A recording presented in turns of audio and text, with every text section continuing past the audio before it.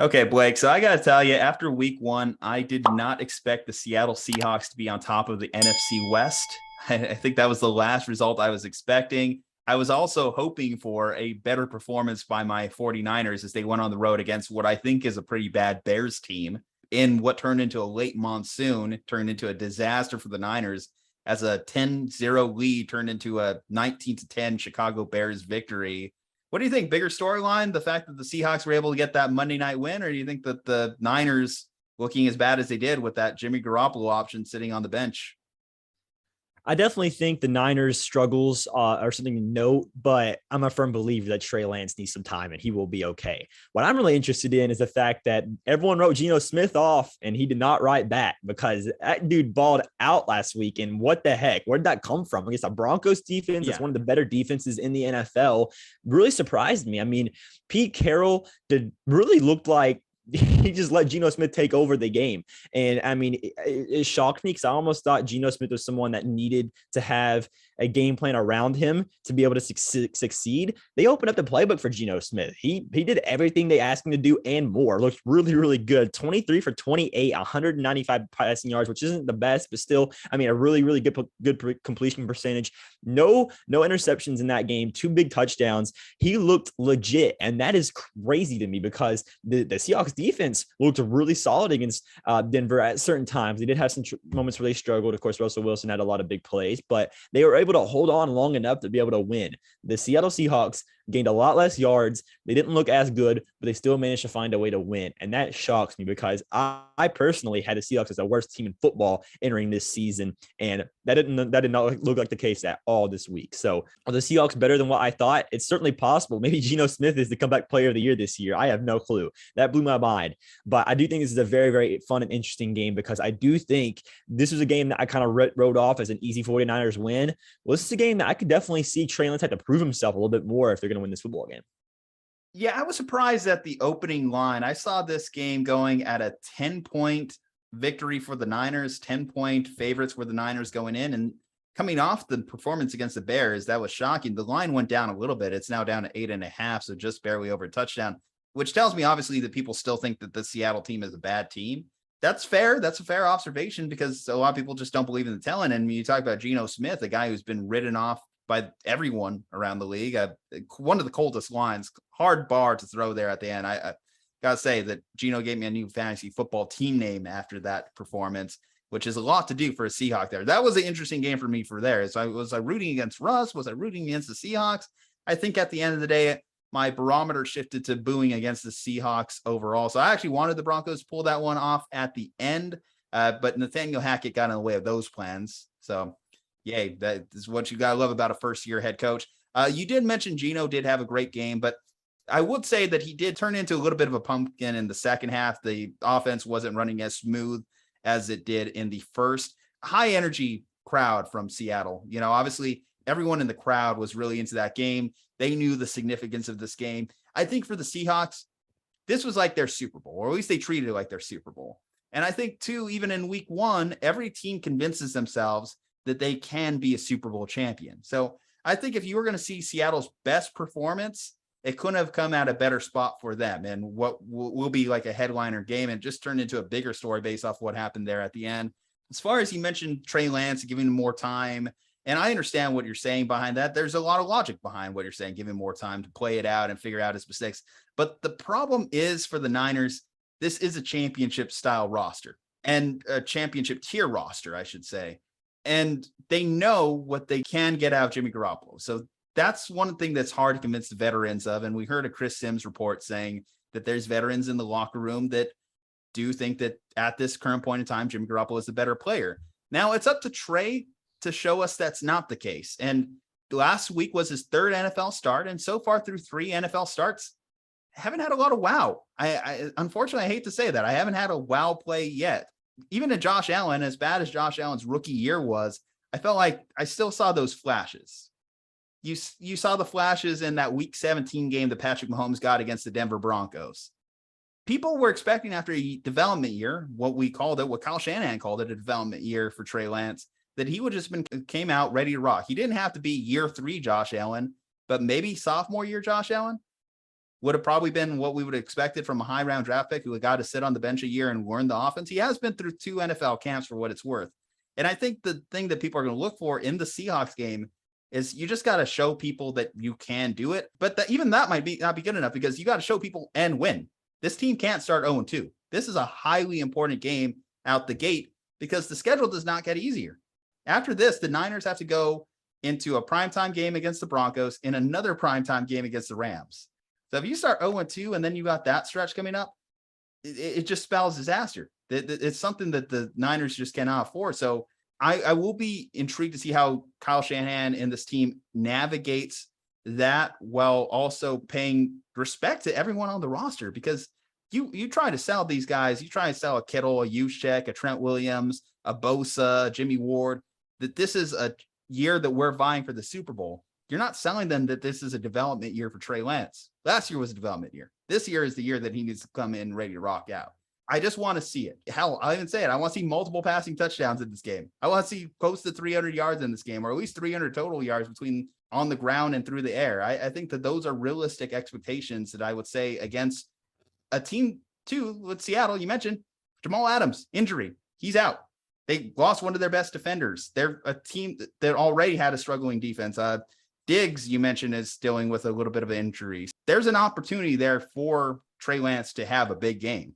Yeah, I definitely think so. And in all fairness, I mean, the Bears have been a team in the past, even recently, that have gave some quarterbacks some problems. I'm not going to leave it as an excuse. That was definitely a very poor performance by Trey Lance, not even 50% completion percentage. But also got to keep in mind, it was raining heavy that game. A very, very raining on Justin Fields too, and he made 2 touchdown throws out of it. Yeah, it was, and that's very true. But maybe it just affected Trey Lance differently than what it did Justin Fields. I'm not entirely sure how that worked out. But I definitely think that this is a game that Trey Lance hopefully takes a lot away from that last game. It was his 3rd game, I believe, starting, but I think this is the first game that he was really the starter in certain ways. So I definitely think there was a lot of pressure behind this game. And I will dispute that. I will dispute that because Jimmy was ruled out pretty early in the week against Houston last year. And that performance was, too, also 7 points against Houston at the halftime mark last year. That was a pretty bad start for him there. And then the Cardinals game, he pretty much was the starter. I will say, too, concerned with Kyle Shanahan's game planning with Trey Lance. 13 rushes and 2 of his 3 starts. And he just takes hits, man. He doesn't slide. No attempt to slide. He needs to fix that. Yeah. No, yeah, I agree. I think the point I was trying to get at is this is the year that he is now the quarterback one, without the injuries. This is the year that they are expecting him to be that guy. And I think there was a lot of pressure behind that. And, the Bears are a team, like I said, historically, they gave Joe Burrow a lot of problems last year. They gave a lot of solid quarterbacks problems. Now, again, it was probably the worst quarterback performance out of anyone in the NFL this week. And that's something that definitely needs to be acknowledged. But I definitely think that I'm not leaving out the possibility of Trey Lance fixing those problems and having a better week this week. I definitely think Kyle Shanahan's capable of fixing these problems. I think that as long as he can give his playmakers the ball, it should be okay. But Trey Lance obviously needs to fix some problems with protecting the ball and protecting himself. More importantly, I think, especially in the run game and being able to recognize whenever pressure's coming, towards him. I also think he needs to be able to place the ball a lot better. We saw a lot of inaccurate passes last week, and that does need to be fixed. So I definitely think that there are a lot of concerns I have for Trey Lance right now that I need to see improve. But I'm also not leaving out the idea of him putting a couple of these things together and end up becoming a pretty good quarterback, because I do think that he does have a very high ceiling despite the very low floor he also has. So I definitely think that this is a game that I need to see a lot more from Trey Lance in order for me to be able to be confident he can be a starter for this team. And if they do lose this game, I definitely think the Jimmy Garoppolo conversation becomes very, very loud, because this is a very, very talented roster. This is the second best team in the NFC West, in my opinion. I think that they need to be able to have a team that can contend this year if they want to make their fans and the rest of these star players excited about staying on this team. So I definitely think if they lose this game, Jimmy Garoppolo is definitely in the conversation to start next week. But I definitely think as of right now, I'm not going to make an assumption after a week 1 game. We do this all the time with different players. I think there's a lot of concerns about the week 1 overreactions. I think that this could be another case of that. I'm not saying it's a guarantee, but it would not shock me if Trey Lance has a bounce back game this week and has a pretty solid game against the Seahawks team, who still I think is one of the lesser rosters in the league right now. A Seahawks team, though, that has given the Niners plenty of trouble over the years, and I don't care if it's Russell Wilson or whatnot. Matt Hasselbeck, I don't know what it is. I got to say, a lot of times in my lifetime, I felt like the Seahawks team has had ownage over the Niners.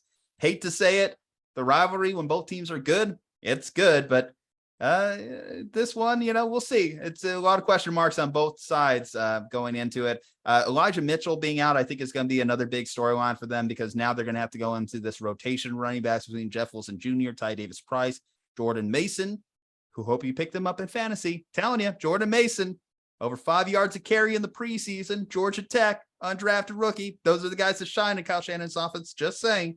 But anyway, Jordan Mason's out there. A guy they kept on the roster to cut Trey Sermon for, a guy that, they kept on the roster to cut Jermichael Hasty for. We'll see who gets the bulk of the touches. Deebo Samuel, is going to work into the backfield as well. They're going to really try to lessen the load on Trey Lance, I think, this week. Last week, he ended up having to throw the ball 28 times. Part of that was a little bit of catch-up duty late.